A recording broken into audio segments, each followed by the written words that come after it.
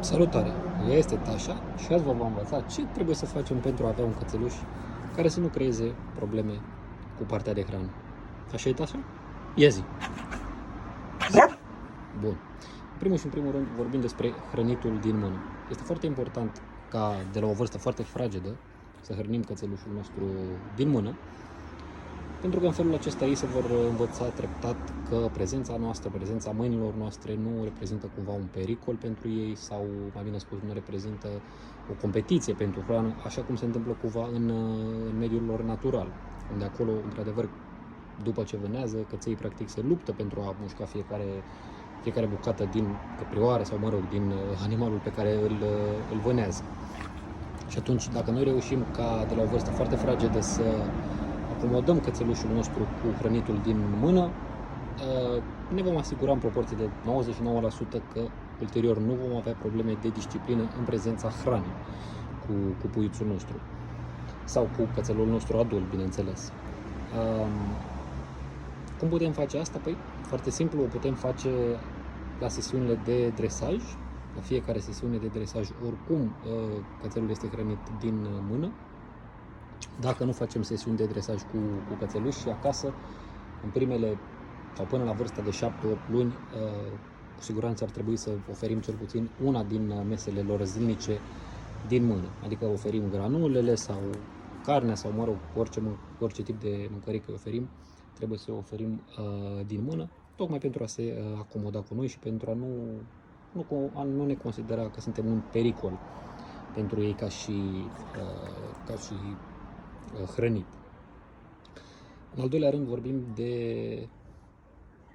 cât de calm este cățelul. După cum vedeți, cățelușa, deși este foarte atentă la mâncare pe care o am eu în mână, este calmă. Cumva nu este deloc natural pentru un cățeluș să stea calm în prezența mâncării, pentru că, așa cum am spus, în natură ei se luptă, vânează animalul, iar în momentul în care reușește să-l vâneze, bineînțeles că sunt foarte agitați, pentru că vor să înfulece cât mai mult din cărnița respectivă. Dar un cățel domestic nu este un cățel sălbatic și atunci noi trebuie să evităm orice fel de tendință care poate apărea în viitor de a se lupta pentru hrană, de a ne contesta cumva autoritatea în ceea ce privește hrana. Și atunci, dacă noi hrănim un cățel în momentul în care este agitat, sau sare pe noi, sau se bucură, sau latră la noi, atunci nu vom face decât să-i spunem că este ceva absolut normal. Și atunci, bineînțeles, în momentul în care vor deveni adulți, fix asta vor face. Se vor agita foarte mult și vor lătra și vor sări pe noi în momentul în care ne vor vedea cu bolul de mâncare. Al treilea rând, este foarte important să înțelegem că noi suntem cei care furnizează mâncărica pentru cățeluș, noi suntem cei care îi oferim mâncare, noi suntem liderii și chiar dacă sună puțin dificil de auzit, în perspectiva cățeilor, ei sunt beta, noi suntem alfa. Și atunci, un alt lucru important este acela să-i facem pe cățeluși să aștepte atunci când le cerem noi, bineînțeles. Cu alte cuvinte, chiar dacă am un bol cu mâncare în mână și îl pun pe jos sau îl pun pe masă sau îl pun oriunde, asta nu înseamnă că automat reprezintă o invitație pentru cățelușul nostru să mănânce. Și atunci, treptat, tot de la vârstă fragedă, trebuie să lucrăm cu cățelușii partea de așteptare în ceea ce privește masa. Inițial, bineînțeles că facem asta treptat, punem granule pe jos sau un bol și bineînțeles că noi permitem cățelului să le ia. La început va fi puțin greuț, ei vor protesta, se vor tot ridica, doar că în momentul când vor face asta, noi pur și simplu vom lua granulele de pe jos și le vom ține în mână.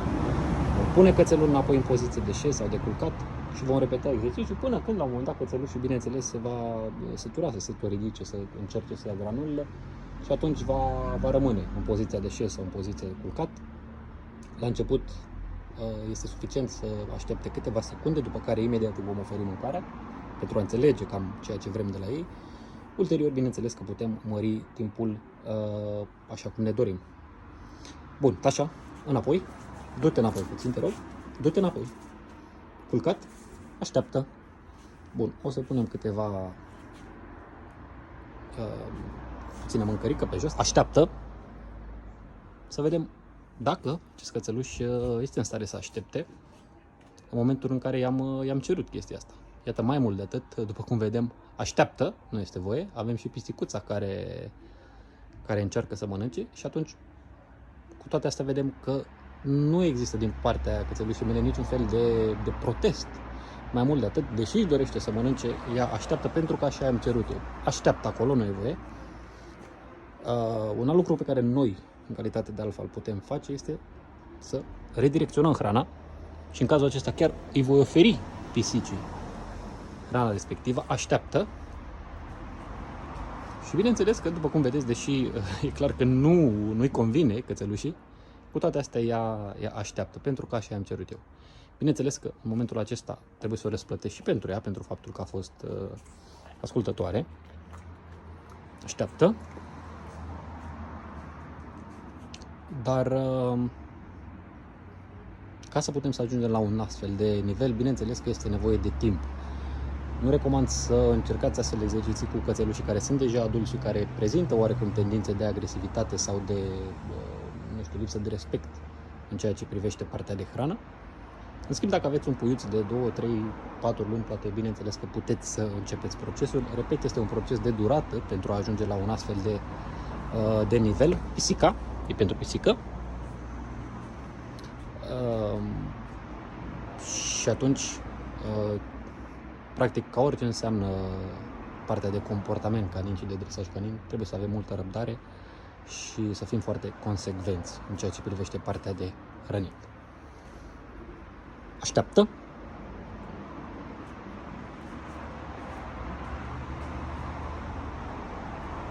Nu contează cât mă îndepărtez, dacă i-am cerut cățelușii să aștepte, bineînțeles că o va face, prin simplu fapt că i-am cerut acest lucru.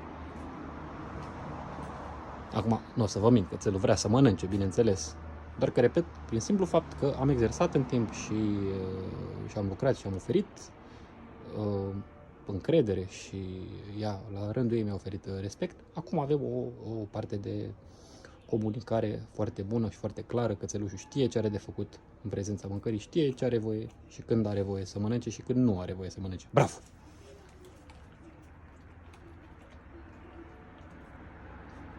Bun, dacă v-a plăcut acest clip, vă rog să mă ajutați și pe mine cu un subscribe, pentru că mă ajută foarte mult, și cu un like la acest clip. Așa? Zi-o vorbă! Bravo!